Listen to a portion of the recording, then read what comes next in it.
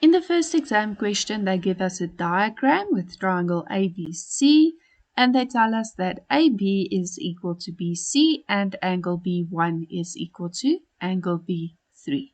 And now we need to prove that angle E1 is equal to angle D2.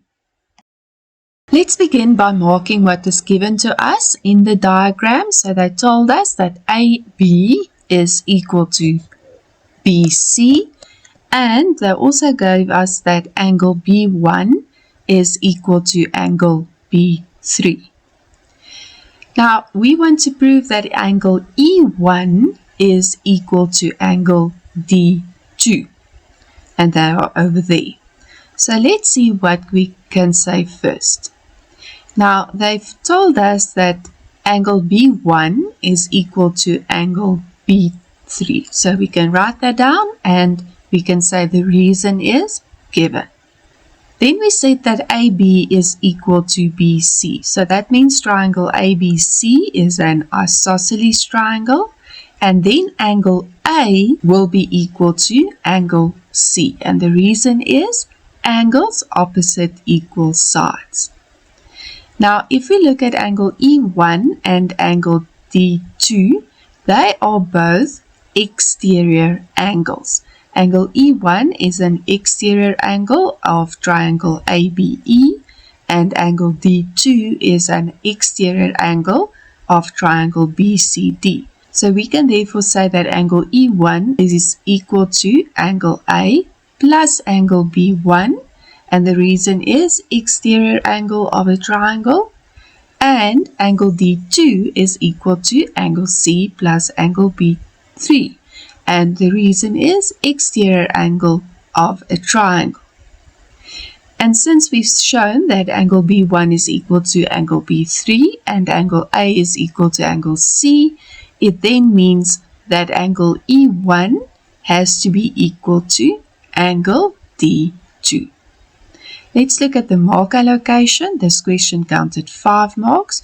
You get 1 mark for the first statement, 1 mark for the statement angle A equal angle C, 1 mark for the reason, then 1 mark for the statement and reason angle E1 equals angle A plus angle B1, and then lastly 1 mark for the statement angle D2 equals angle C plus angle B3.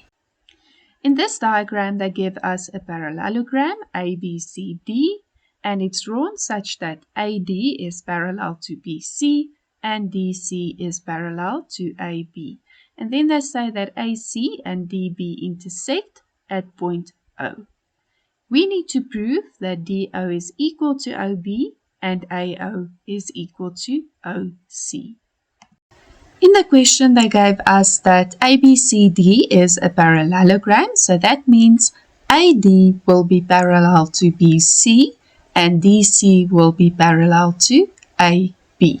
We have to prove that DO is equal to OB and AO is equal to OC. So basically, we have to show that the diagonals of this parallelogram bisect each other. And we can do that by showing that the two triangles AOD and BOC are congruent, because as soon as they are congruent, we can then say that DO is equal to OB and AO is equal to OC. So let's see how we can prove these two triangles congruent. First of all, if we look at angle D1 and angle B2, we can say that they are equal to each other since they are alternate angles between the two parallel lines AD and BC. Then angle O1 will be equal to angle O3, and the reason is these are vertically opposite angles. And then since ABCD is a parallelogram, we can say that AD is equal to BC because the opposite sides of a parallelogram are equal. And now we have enough information to conclude that triangle AOD will be congruent to triangle COB, and the reason is angle, angle, side. And then from this, we can conclude that DO is equal to OB and AO is equal to OC. This question counted 6 marks. You get 1 mark for the first statement, 1 mark for the reason, 1 mark for the statement, angle O1 equals angle O3, and 1 mark for the reason, 1 mark for the statement, AD equals BC, and then 1 mark for the reason, angle, side. In this diagram, PQRS is a square. X is the midpoint of SP and Y is the midpoint of PQ. Let's look at the questions. They gave us that PQRS is a square and that X is the midpoint of SP and Y is the midpoint of PQ. And now we need to prove that triangle SPY is congruent to triangle RSX. Now the first thing that we know is, since this is a square, side SP will be equal to SR. And we know that angle P is going to be equal to angle S. And the reason for this is that all 4 the angles of a square is equal to 90 degrees. And they gave us that X and Y are the midpoints of PS and PQ respectively. And since PS and PQ are equal, it then means that PY has to be equal to SX. And now we can conclude that triangle SPY is congruent to triangle RSX, and the reason is side, angle, side. This question counted 6 marks. You get 1 mark for the statement SP equals SR, 1 mark for the reason, 1 mark for the statement angle P equals angle S, and 1 mark for the reason, then 1 mark for the statement PY equals SX, and then lastly 1 mark for the reason, side, angle, side. In the next question, they give us that angle R1 is equal to angle X, and now we have to identify with reasons another angle equal to X. Angle R1 is in triangle RSX, and we've shown in the previous question that this triangle is congruent to triangle SPY. So therefore, angle R1 will be equal to angle S1, and angle S1 is then also equal to X. This question counted 2 marks. You get 1 mark for the statement angle S1 equals X, and then 1 mark for the reason triangles congruent. In the next question, we need to prove that SY is perpendicular to RX. So that means that we have to show that the angle O2 or any of the adjacent angles of angle O2 are equal to 90 degrees. Now let's see how we are going to do that. First of all, we can say that angle S1 plus angle S2 is equal to 90 degrees, and the reason is angles of a square equals 90 degrees. And because this is 90 degrees, we can therefore say that angle S2 is 90 degrees minus angle S1, but we've said in the previous question, angle S1 is equal to X, so angle S2 is then equal to 90 degrees minus X.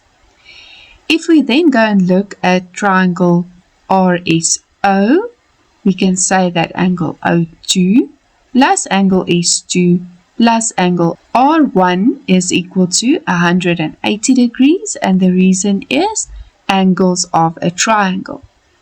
And we said that angle S2 is 90 degrees minus X, and angle R1 is equal to X. So this then becomes angle O2 plus 90 degrees minus X plus X equals 180 degrees. Then the minus X plus X cancels, and therefore angle O2 is 180 degrees minus 90 degrees, and therefore angle O2 is equal to 90 degrees. And since this is equal to 90 degrees, it means then that SY is perpendicular to x.